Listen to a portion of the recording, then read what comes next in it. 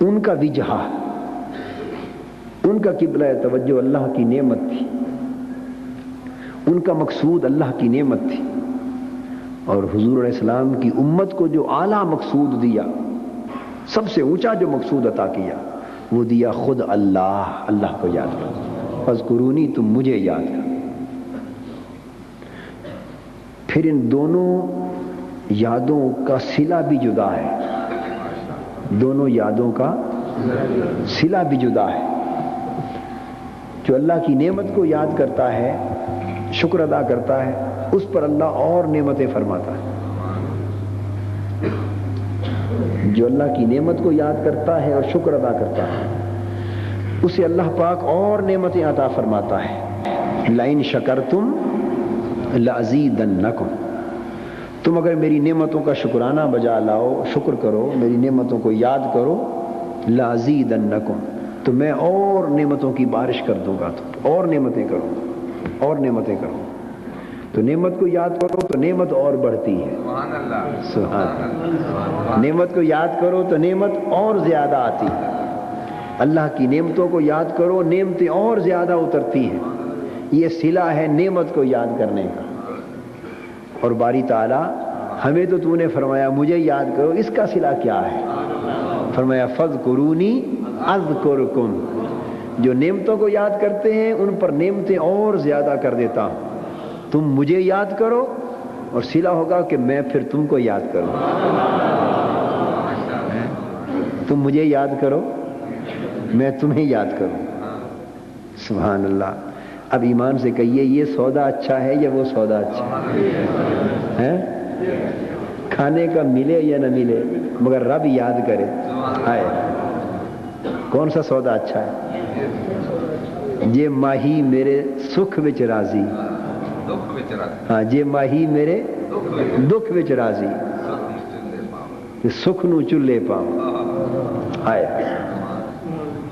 بھئی ڈوب کے سنیں، یہ جلسہ نہیں ہے، آپ کا ذوق بدلنا چاہتے ہیں، آپ کا ذوق بدلنا چاہتے ہیں، دیوانگی دینا چاہتے ہیں، فرزانگی سے ہٹانا چاہتے ہیں، دیوانگی کی طرف لانا چاہتے ہیں۔ یہ مجالس شب بیداری کی، یہ صحبتیں مجلسیں اسی لیے ہیں کہ یہاں عقل کے چراغ بجھائے جائیں، عقل و خیرت کے چراغ بجھائے جائیں۔ گزر جا عقل سے آگے کہ یہ نور چراغ راہ ہے، منزل نہیں ہے۔ یہاں چراغ راہ کی بات نہیں، منزل کی بات ہے، منزل کی بات ہے۔ اس لیے ڈوب جائیں منہمک ہو کر، غرق ہو کر، ذاکر ہمہ ذکر و ذکر مذکور شود، ذکر میں ایسے ذاکر ایسے ڈوبے ذکر میں کہ خود ذکر بن جائیں، اور پھر ذکر میں ایسے غرق ہوں کہ خود مذکور ہو جائیں، خود مذکور ہو جائیں۔ فاذکرونی اذکرکم، تم مجھے یاد کرو، پھر ایسا یاد کرو کہ میں تمہیں یاد کروں، تم میرے ذاکر بنو، میں تمہارا ذاکر بن جاؤں۔ ہائے ہائے ہائے، تم میرے ذاکر بنو، میں تمہارا ذاکر بن جاؤں۔ تم مجھے یاد کیا کرو، میں تمہیں یاد کیا کروں۔ تم میری بات کرو، میں تمہاری بات کروں۔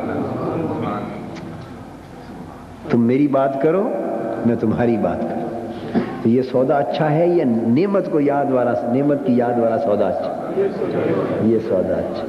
یہ ماہی میرے دکھ وچ راضی تے سکھ نو چلے پاواں۔ اللہ اکبر۔ یہ حضور علیہ الصلوۃ والسلام کی امت کو سب سے اعلیٰ مقصد دیا، یہ مقصد عطا فرمایا۔ اور یہ فرق اس لیے کیا کہ جس طرح امتوں میں فرق ان کے حسب حال ہے، نبیوں میں فرق ان کے حسب حال ہے، انبیاء میں بھی فرق ان کے حسب حال ہے۔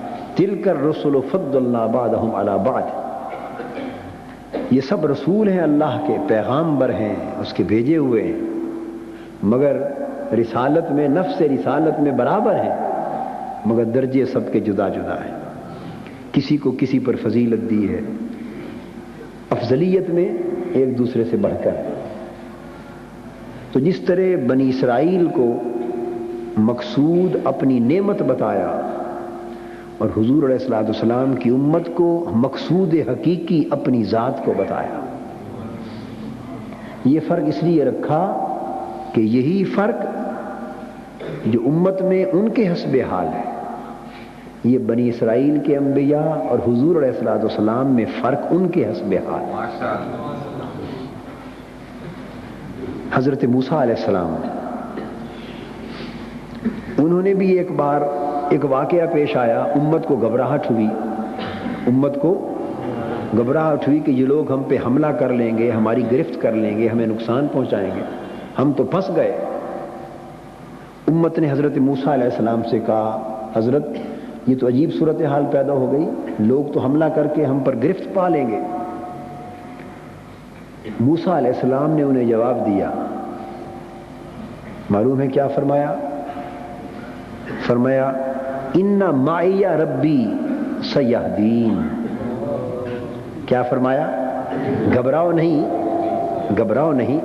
ان معی ربی سیہدین، بے شک میرے ساتھ ہے میرا رب، وہ مجھے نجات کی راہ عطا فرما دے گا، بچا لے گا، کوئی راستہ نکال دے گا۔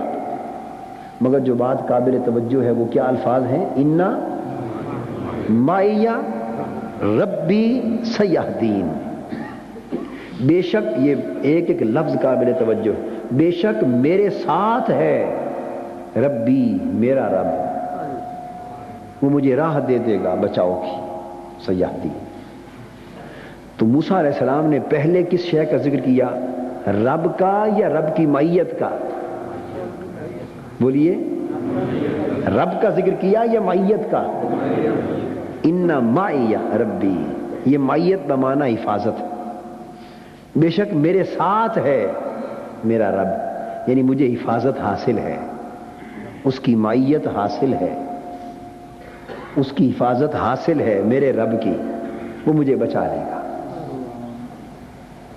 تو اللہ کی معیت اللہ کی نعمت ہے، معیت اللہ کی، اگر کسی کو اللہ کی معیت حاصل ہو تو یہ اللہ کی نعمت ہے، اللہ کی حفاظت کسی کو حاصل ہو تو یہ اللہ کی نعمت ہے۔ تو موسیٰ علیہ السلام کی زبان سے بے ساختہ پہلے کیا نکلا؟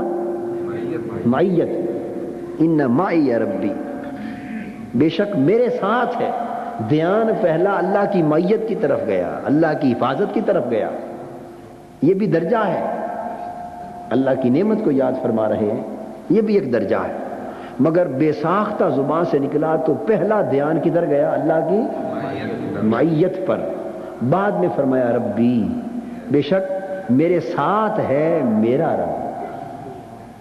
پر یہی واقعہ غار ثور میں حضور علیہ الصلوۃ والسلام اور سیدنا ابوبکر صدیق کو بھی پیش آیا۔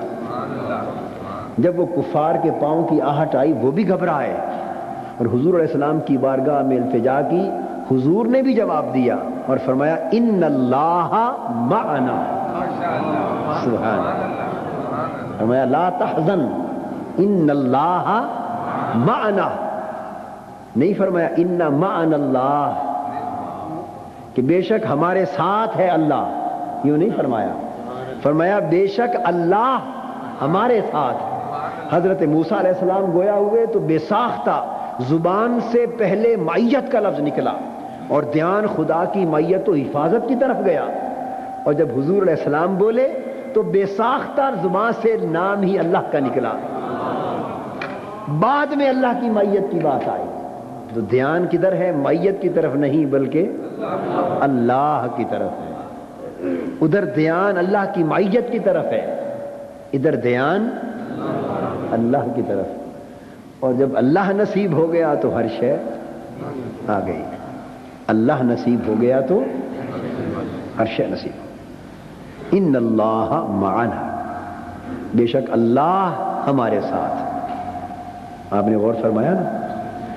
تو حضور علیہ الصلوۃ والسلام نے اپنے عمل سے اور امت کے لیے جو اللہ پاک نے حکم دیا، دونوں صورتوں سے اس امت کا جو مقصود حقیقی متعین فرمایا وہ کیا ہے؟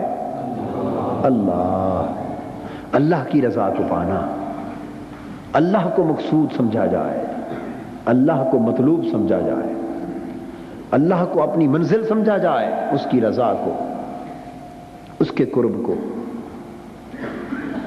اس ذات